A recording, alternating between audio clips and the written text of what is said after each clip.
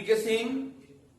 In this class, I will describe about water and water pollution in natural resources for class 9th biology. तो पहले class में air pollution तक आपको हम पहुंचाए थे और वाटर का हम लोग के जीवन में बहुत अधिक इंपॉर्टेंस है. प्लांट से लेकर एनिमल सबके लाइफ में वाटर का बहुत इंपॉर्टेंस है. तो इस वाटर को किस तरह से सेव करके रखेंगे, कैसे इसको कंजर्व करेंगे, इसका कंजर्वेशन भी एसेंशियल है ना. इसको भी कंजर्व करना जरूरी है. तो जैसे वाटर का इंपॉर्टेंस देखो, जैसे सेल पर ही हम देखते हैं, एक सेल है तो सेल के भीतर का जो कंटेंट्स है, न्यूक्लियस है, साइटोप्लाज्म देख लो. अगर इसके एक्सटर्नल इन्वायरमेंट से किसी चीज का ट्रांसपोर्टेशन करना हो तो जब तक ये डिजॉल्व नहीं होगा, वाटर में सोल्यूबल नहीं होगा, तब तक इसके मेम्ब्रेन से आर पार नहीं जाएगा, है ना. तो सब्सटेंस को बाहर से भीतर आना, भीतर से बाहर जाना, सेल में सब्सटेंस का एक्सचेंज हो रहा है. तो यहां भी क्या होता है, वाटर की आवश्यकता है. इसके साइटोप्लाज्म में क्या है, वाटर मिला हुआ है. इसके भीतर जिस सब्सटेंस का फॉर्मेशन होता है, साइटोप्लाज्म के माध्यम से एक से दूसरे स्थान तक जाते हैं. नहीं तो सेल में भी यह जरूरी है. तो सेल के अलावा जैसे प्लांट है, जो प्लांट ग्रो करते हैं, तो प्लांट को के प्रॉपर ग्रोथ के लिए न्यूट्रिशनल चीज का होना जरूरी है. तो न्यूट्रिशन ऐसे प्लांट के ग्रोथ के लिए 16 न्यूट्रिएंट्स की आवश्यकता पड़ती है. उसमें से कार्बन, हाइड्रोजन, ऑक्सीजन 3 ऐसे न्यूट्रिएंट्स है जिसको प्लांट एटमॉस्फेयर से और हाइड्रोजन को वाटर से प्राप्त कर सकता है. लेकिन बाकी जो 13 न्यूट्रिएंट्स है वो सॉइल में मिला हुआ है, तो सॉइल के माध्यम से उसको ऑब्जर्व करना है. तो प्लांट का रूट डेवलप्ड है किसमें, सॉइल के भीतर. तो जब तक न्यूट्रिएंट्स सॉइल के भीतर लिक्विड स्टेट में नहीं आएगा, तब तक वो ऑब्जर्व होकर के जाइलम टिश्यू में नहीं एंट्री लेगा, और जाइलम टिश्यू में एंट्री नहीं लेगा तो फिर ऊपर नहीं जाएगा. तो प्लांट में ट्रांसपोर्टेशन के लिए, सब्सटेंस के ट्रांसपोर्टेशन के लिए एसेंट ऑफ सैप जिसको कहते हैं, ascent of sap, transportation of water and minerals from soil to leaf is known as ascent of sap. Ascent of sap हो तो, या ट्रांसलोकेशन माने transportation of food material from leaf to other parts of the plant, भाई ये through phloem. तो phloem के माध्यम से फूड मटेरियल का ट्रांसपोर्ट होता है, उसको ट्रांसलोकेशन कहते हैं. और वाटर मिनरल का होता है तो उसको ये एसेंट ऑफ सैप कहते हैं. तो दोनों के लिए लिक्विड का होना जरूरी है ना. तो यह इंटरनल प्लांट के ऑब्जर्व करने के लिए सब बात किसके लिए, प्लांट के लिए हो गया, है ना. उस तरह से एनिमल के लिए, हम लोगों के लिए, है ना. पानी जब तक नहीं पिएंगे, पानी नहीं पीते, हम लोग के बॉडी में भी तरह तरह के मेटाबॉलिक फंक्शन होते हैं. मेटाबॉलिक फंक्शन के फलस्वरूप ये एक्सक्रीटिव सब्सटेंस जो शरीर से बाहर निकलता है, उसके लिए भी क्या जरूरी है, उसको डिजॉल्व होना होगा, वाटर जरूरी है. ब्लड का फ्लो हम लोग के बॉडी में होता है. ब्लड में क्या है, प्लाज्मा. अब प्लाज्मा का 90% वाटर ही है. तो वाटर नहीं रहेगा तो लिविंग ऑर्गेनिज्म सर्वाइव नहीं कर पाएगा, है ना. तो जिस वाटर का हमारे जीवन में इतना इंपॉर्टेंस है, और प्लांट के लिए, एनिमल के लिए, उसके अलावा बाहरी वर्क देखो. अब कपड़ा साफ करना है तो अभी पानी चाहिए, फैक्ट्री चलाना है तो अभी पानी चाहिए, खाना बनाना है तो अभी पानी चाहिए. हर एक वर्क के लिए वाटर की आवश्यकता होती है ना. तो इस वाटर में अगर अनवांटेड मटेरियल अगर मिल जाते हैं तो उसी को क्या करते हैं, वाटर पोल्यूशन करते हो. नहीं, वाटर पोल्यूशन पढ़ना है कि वाटर जो इतना एसेंशियल है उसको बचा कर रखना है. तो इस वाटर में अनवांटेड मटेरियल मिक्स हो जाए, है ना, जिसको डिजायर नहीं है, अनडिजायरेबल सब्सटेंस उसमें मिक्स हो जाते हैं. तो मिक्स होने से वाटर कंटेमिनेटेड हो जाता है. वाटर में कंटेमिनेशन हो जाए, उस वाटर का अगर हम यूज करते हैं तो हमको तरह तरह की बीमारी होती है. इसलिए वाटर के कंटेमिनेशन को बचाना होगा, वाटर को कंजर्व करना, रखना भी होगा, सुरक्षित भी रखना होगा, प्रॉपर अमाउंट में भी रखना होगा, और इसको पोल्यूट होने से बचाना भी होगा, है ना. तो इस तरह से जब करेंगे तब वाटर कंजर्व रहेगा और आवश्यकता की पूर्ति हो सकती है. जैसे वाटर कंटेमिनेशन में किसका किसका इंपॉर्टेंस है, कौन कौन फैक्टर है जो वाटर को क्या कर सकता है, पोल्यूट कर सकता है। जैसे फैक्ट्री से जो उसकी जो बाई प्रोडक्ट होता है, वाटर होता है, वह वाटर में क्या आता है, प्रोडक्ट पानी में मिलते जाते हैं नाला के माध्यम से, तो वो क्या करता है, वाटर को कंटेमिनेट कर देता है। शहर की गंदगी, सीवेज, उसकी नालियां पानी में जाती है, वह वाटर को कंटेमिनेट कर सकती है। बहुत सारे ऑर्गेनिक मैटर वह जो सड़ जाते हैं, जो जीव जंतु जो मर जाते हैं, उसको वह वाटर में फेंक दिया जाता है, वहां सड़ेंगे, उसको मछली खाएगी, उस तरह से वह पोल्यूट होगा, आदमी खाएंगे, आदमी में बीमारी हो सकती है, यानी कंटेमिनेशन वहां भी संभव है। तरह तरह के पेस्टिसाइड्स का यूज करते हैं, केमिकल सब्सटेंस यूज हो रहा है, पेस्ट जैसे डीडीटी का यूज हो रहा है ना, ये एरोसोल केमिकल में क्लोरोफ्लोरोकार्बन यूज हो रहा है। इस सब का सब्सटेंस जो यूज हो रहा है ना, इसका यूज जो बड़े पैमाने पर हम करते हैं, तो अगर प्लांट पर डीडीटी का छिड़काव करते हैं, चाहे दूसरे पेस्टिसाइड्स का छिड़काव करते हैं, हर्बिसाइड्स का छिड़काव करते हैं, तो यह वर्षा के जल के साथ मिल करके बहते बहते कहां पहुंच जाता है, वाटर बॉडी में पहुंच जाता है, वाटर बॉडी उसे कंटेमिनेट हो जाता है। जो वह प्रदूषित हो जाएगा तो उस पानी को पिएंगे तो हमको बैड इफेक्ट पड़ सकता है। नहीं, इस तरह तरह के इस सब्सटेंस के मिलने से वाटर में पोल्यूशन फैलते जा रहा है। तो इस तरह से वाटर को बचा करके रखना जरूरी है, कंजर्व रखना। इसको कंजर्व रखने में सबसे ज्यादा इंपॉर्टेंस ग्रीन प्लांट का है।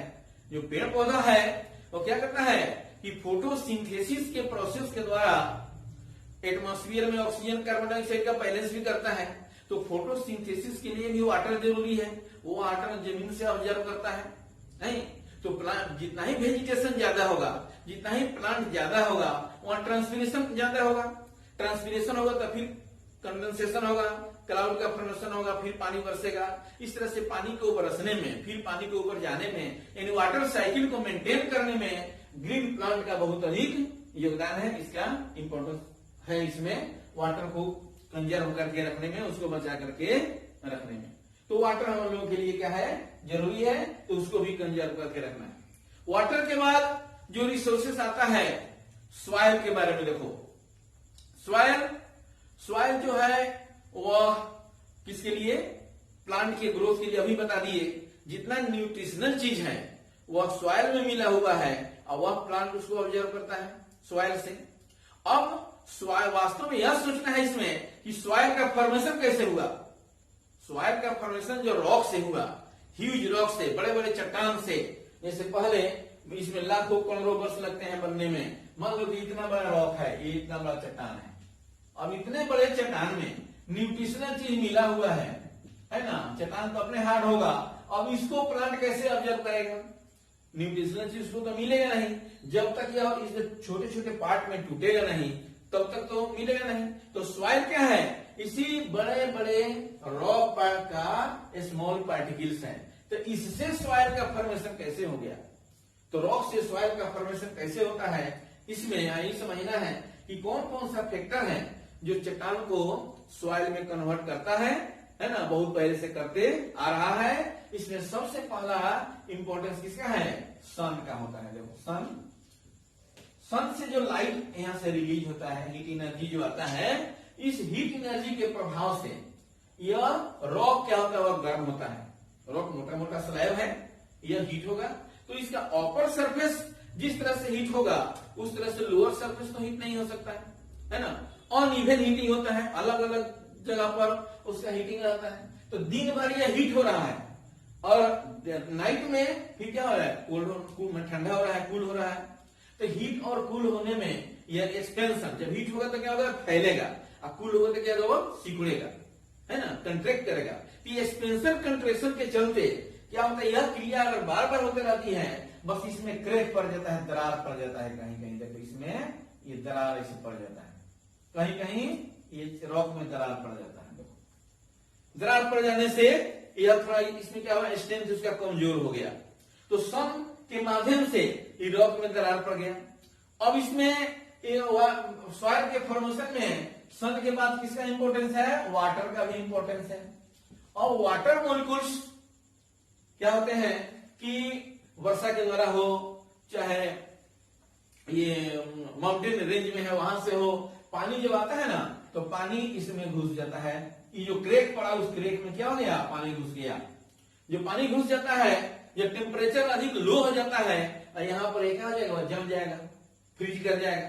तो आप जानते हैं कि एनोमिनस बिहेवियर है वाटर का। पानी जब और सब जमेगा तो क्या होगा, सिकुड़ जाएगा, लेकिन पानी जो जमता है तो फैल जाता है ना। पानी जमने पर क्या होगा, इसका वॉल्यूम बढ़ जाता है, इसका वॉल्यूम बढ़ने लगता है। जब वॉल्यूम बढ़ेगा बीच में बढ़ेगा तो इस पर क्या पड़ेगा, प्रेशर पड़ेगा। जो इस पर प्रेशर पड़ेगा तो इधर दबेगा, इधर दबेगा, इधर दबेगा, इधर दबेगा। इस तरह से करने से यह जो दरार इसमें पड़ा है, क्रेक जो पड़ा है, वो क्रेक और क्या होता है, बड़ा बड़ा हो जाता है और कमजोर हो गया चट्टान। और पानी का फ्लो हो रहा है, उसके फ्लो से अब क्या होगा कि इस चट्टान पर अगर पानी का फ्लो ऊपर पड़ रहा है, हो सकता है चट्टान वहां से गिर जाए, लुढ़क जाए हाइट से नीचे की ओर। जो लुढ़केगा तो अपने दरार के चलते वीक हो सकता है। एक चट्टान दूसरे चट्टान पर टकराएगा, दूसरा तीसरे पर टकराएगा, ये टकराते टकराते इसका मान लो कि 3 टुकड़ा हो गया। अब इतना बड़ा रॉक अब छोटा टुकड़ा में बट गया, या फिर इस तरह से टकराते वाटर फ्लो के चलते इस तरह से फ्रिक्शन के माध्यम से होते होते छोटे छोटे पार्टिकल्स में क्या होता है, बहुत समय लगता है, ये छोटे छोटे पार्टिकल्स में क्या होता है, कन्वर्ट हो जाता है ना। उसी तरह से एयर का भी योगदान है। हवा जब बहती है, मान लीजिए ऊपर चट्टान है, पानी तो उसको कर दिया, हवा का भी कम प्रभाव नहीं होता है। आंधी तूफान जब आने लगे, स्ट्रोम आने लगे, उसके झोंका से हो सकता है बड़ा बड़ा चट्टान ऊपर से नीचे गिर जाता है। जब गिरेगा तो एक दूसरे पर गिरेगा तो टूटबे करेगा, है ना। वो टूटते जाता है, पानी के द्वारा उसको बहा कर ले जाया जाता है दूसरी जगह। हवा भी उसको क्या कर सकता है, उसको तोड़ देता है ना। जब तोड़ देगा तो सैंड पार्टिकल बन गया कहीं, उसको एयर के माध्यम से बहाकर दूसरी जगह जमा कर देता है कि नहीं। तो एक जगह से दूसरी जगह क्या करता है, वो डिपोजिट करते जाता है, नहीं। तो एयर का भी इंपॉर्टेंस है इसमें। छोटे छोटे ये प्लांट्स जो होते हैं, जो जैसे लाइकेन है, वो प्लांट्स कभी कभी चट्टान पर क्या करते हैं, काई बैठ जाए, इस तरह इस पर ग्रो कर जाते हैं और इसमें उसके रूट वोट फैल जाता है। इसमें तो एक केमिकल सब्सटेंस का सिक्रेशन होता है रूट से, वह केमिकल सब्सटेंस पाउडरी सब्सटेंस से बनाने लगते हैं, पाउडर के समान बनाने लगता है। तो उसके चलते उसको चूर्ण चूर्ण बना देगा। जैसे कीड़े मकोड़े लगते हैं लकड़ी में कीड़े मकोड़े काटते काटते एकदम पाउडर जैसा गिरने लगता है कि नहीं, उसी तरह से पाउडर के जैसे इसको बनाने लगता है। अब पाउडरी मटेरियल में बनाते बनाते बनाते बनाते वह क्या होने लगता है, उसका एक तरह से ये माने टूटना एक तरह से कहो, है ना, एक तरह से इसका क्षय होना शुरू हो जाता है और धीरे धीरे वो कन्वर्ट हो जाता है किसमें, सॉइल में। और इस तरह से सॉइल का फॉर्मेशन हो जाता है, उसमें ह्यूमस बन जाता है, जीव जंतु सड़ते हैं, माइक्रो ऑर्गेनिज्म जब सड़ जाते हैं, मिल जाते हैं, पानी मिलता है सब जगह जहाँ डिपोजिट होता है और इस तरह से सॉइल का फॉर्मेशन हो जाता है, जिसको प्लांट उसको ऑब्जर्व करता है। चाहे हम लोग के लिए जो क्रॉप जो प्रोडक्शन जो करते हैं क्रॉप डाल करके, तो प्लांट के उसके सॉइल से ऑब्जर्व कर लेते हैं न्यूट्रिशनल चीज। जहां पर चट्टान का नहीं बनेगा वहां से नहीं करेगा। तो नेक्स्ट क्लास में आगे आपको बताएंगे ये सॉइल के बारे में और दूसरा फैक्टर्स जो है बायोकेमिकल साइकिल के बारे में बताएंगे, है ना। और तब ये ऑक्सीजन नाइट्रोजन साइकिल कैसे होता है उस सब की चर्चा करेंगे अगले क्लास में। कोई प्रॉब्लम होगा तो फिर हमसे पूछिएगा, कांटेक्ट नंबर है वहां पर डिस्प्ले हो रहा होगा। थैंक्स।